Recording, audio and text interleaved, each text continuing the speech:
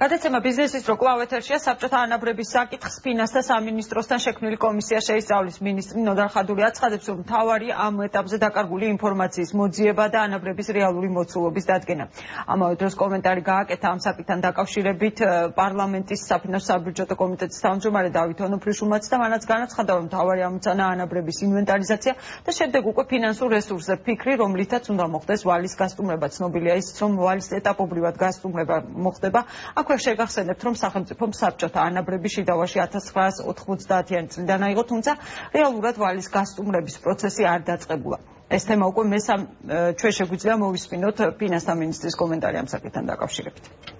ეს არის სახელმწიფო საშინაო ვალი, ის აღიარებული აქვს საქართველოს სახელმწიფოს, ჩვენ მუშაობთ იმისათვის, რათა გავარკვიოთ რამდენია ეს ვალი. ეს არის ძალიან რთული და ძალიან კომპლექსური თემა. ელემენტარულად ძალიან ბევრი ინფორმაციაა დაკარგული.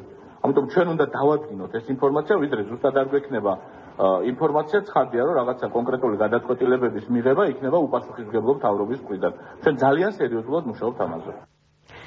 ეს თემა უკვე მესამე-თვეა გააქტიურდა ახალგაზრდა ფინანსისტთა და ბიზნესმენთა ასოციაციამ სპეციალიზირებული ცენტრიც კი შექმნა და რეგიონულ შეხვედრასაც მართავს ნოდარ ჭიჭინაძე, აპას პრეზიდენტია დღეს. ჩვენი გადაცემის სტუმარი ნოდარ, მოგესალმებით. პირველ რიგში დიდი მადლობა გადაცემაში მონაწილეობისთვის და პირველი კითხვა მექნება იმასთან დაკავშირებით, რომ თქვენ სამი თვეა ამ საკითხზე საუბრობთ საკმაოდ აქტიურად, შექმნილი სპეციალიზირებული ცენტრიც განიხილავთ ამ თემას.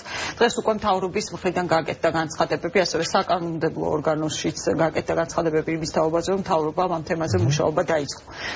თუ გქონდათ თქვენ ამ საკითხთან დაკავშირებით კონსულტაციები, ან თუ აპირებთ ჩაერთოთ ამ თუ კი კომისია რეალურად დაიწყებს ამ თემაზე მუშაობას და თუ ხართ მზად ამისთვის?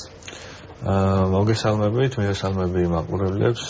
ძალიან დიდი მადლობა, რომ ამ თემით კიდევ ერთხელ დაინტერესდით და მეძლევა საშუალება კიდევ ერთხელ ვისაუბრო ამ თემასთან დაკავშირებით. რაც შეეხება შეკითხვას, დღევანდელი ის პოზიციები, არა მარტო დღევანდელი, აქამდეც რამდენჯერ მთავრობის და საპარლამენტო კანონმდებელი ორგანოს სხვადასხვა წარმომადგენლების მხრიდან იყო კომენტარები ამ თემასთან დაკავშირებით. ეს არის ის შედეგი, რომელიც ლოგიკურია, უნდა მოყოლოდა ჩვენს აქტიურობას, ვინაიდან სახელმწიფო არის ვალდებული სწორედ ამ საბჭოთა ანაბრების გასტუმრებაზე, ვინაიდან თქვენს ახსენეთ და გავიმეორებ, რომ შიდავალად აქვს აღებული და ადრე თუ გვიან ეს უნდა მომხდარიყო სახელმწიფოს თავისი პოზიცია ამ საკითხთან დაკავშირებით, უნდა დაეფიქსირებინა.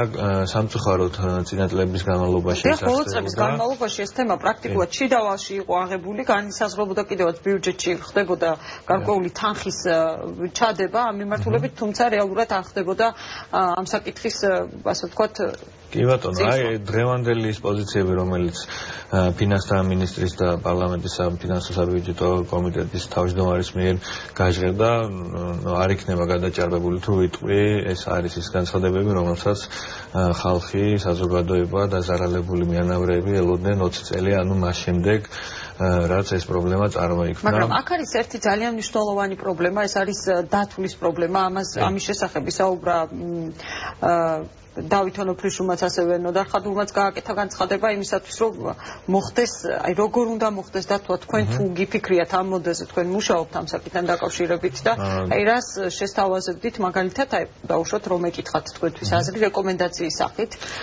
პირველი ნაბიჯი, რაც უნდა გადადგმულიყო საბჭოთა ანაბრების ზოგადად პრობლემის მოგვარების გზაზე იყო და არის სწორედ იმ თანხების შეფასება, დათვლა, ინვენტარიზაცია, რომელიც სახელმწიფო უნდა აღიაროს ვალად, უბრალოდ აღიარებული სადაც არის, თუმცა გადაიანგარიშოს, გადაითვალოს.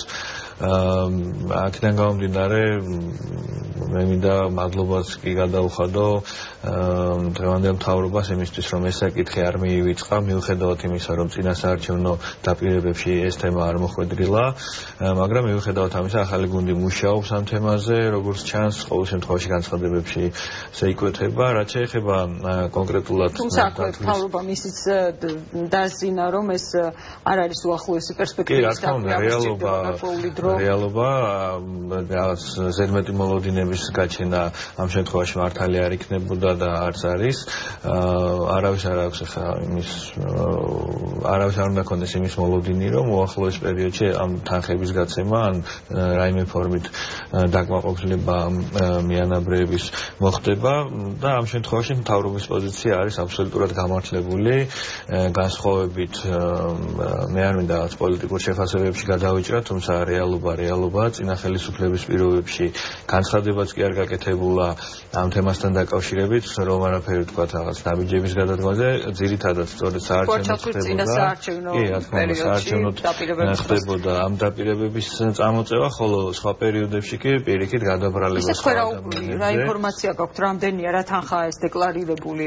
ნამდვილად ერთი არასამთავრობო ორგანიზაციისთვის ამ თანხის დადგენა ნამდვილად ძალიან ესეთი მოცულობითი სამუშაოა, ძალიან რთულია ეხლა ამ თანხის დადგენა, აქ არის ძალიან კომპლექსური ინფორმაცია საჭირო, მონაცემთა ბაზები, გადაანგარიშება და ყველაზე დიდი რესურსი ამისათვის დღეს სახელმწიფოს გააჩნია და ამასთანავე გასათვალისწინებელია ისიც, რომ ეს მისი ვალდებულებაა და ეს უნდა გააკეთოს სახელმწიფომ, უნდა მოაგვაროს ეს პრობლემა, ნაცვლად იმისა, რომ როგორც ბოლო 20 წელი ხდებოდა, ეს საკითხი გადაბრალებული იყო სხვა პიროვნებებზე და უპასუხისმგებლო პოლიტიკოსები, რომლებსაც წესით თვითონ უნდა მოეგვარებინათ საბჭოთა ანაბრების პრობლემა, ხმასაც კი არ იღებდნენ, როდესაც მაგალითად სხვადასხვა პიროვნებებზე იყო ეს კონკრეტული ბანკირები, მე არც პირველი ვარ და არც უკანასკნელი ვინც ამას ამბობს, იყო სხვადასხვა სახელი თქვენს კარგად მოგეხსენებათ, იყო ვანო ჩხარტიშვილზე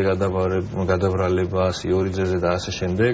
ანუ ბრალდებოდა ეს ანაბრების მითვისება ისეთ ადამიანებს, რომლებიც მაშინ გამოჩნდნენ ზოგადად საბანკოს სივრცეში და საბანკო რეალობაში, როდესაც ანაბრები უკვე გაუფასურებული და გამქრალი იყო.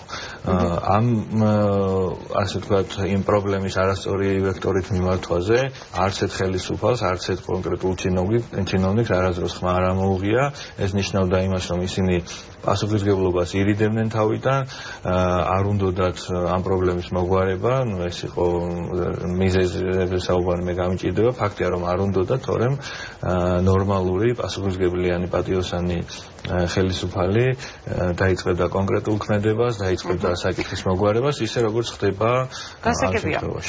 გასაგებია და ბოლო კითხვა იმასთან დაკავშირებით, თქვენ რეგიონებშიც მართავთ შეხვედრებს ამ საკითხთან დაკავშირებით, როგორია გამოხმაურება და როგორია თქვენი შტაბ-ეჭვლებები ასეთ შემთხვევაში, რა ინფორმაცია შეგიძლიათ მიაწოდოთ მთავრობას? კი ბატონო, ჩვენ ფაქტობრივად ხვალ გვაქვს ბოლო ვიზიტი თელავში და რუსთავში, ორი ჯგუფი მივდივართ, ეს იქნება დასასრული იმ ტურნესი, რომელსაც რეგიონებში მართავდით შეხვედრებს მოგეხსენებათ, ვიყავით უпроსტად ხვალის ჩათვლით უკვე ჯამში 11 რეგიონს ვესტუმრებით, სადაც ადგილობრივ სამოქალაქო საზოგადოებასთან, მედიასთან გავმართეთ შეხვედრები, თავად დაზარალებული მიანაბრები ძალიან აქტიურობდნენ, ასე ვთქვათ, ძალიან დაინტერესდნენ ამ თემით, მადლობაც გადაგვიხადეს.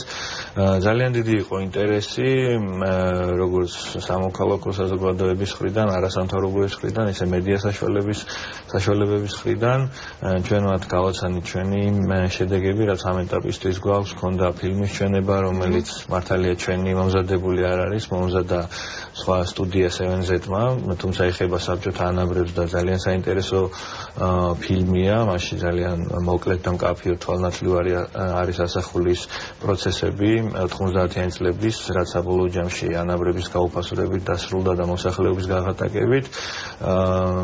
ვფიქრობთ, რომ ამ შეხვედრებმა ერთის მხრივ ინფორმაციულობის, ანუ ინფორმირებულობის დონის ამაღლების მხრივ და მეორეს მხრივ რაღაც კონკრეტული საკითხების შეთავაზების კუთხით ძალიან დადებითი შედეგი მოგვიტანა ჩვენს და ზოგადად ამ პრობლემას გულისხმობს საბჭოთა ანაბრებს.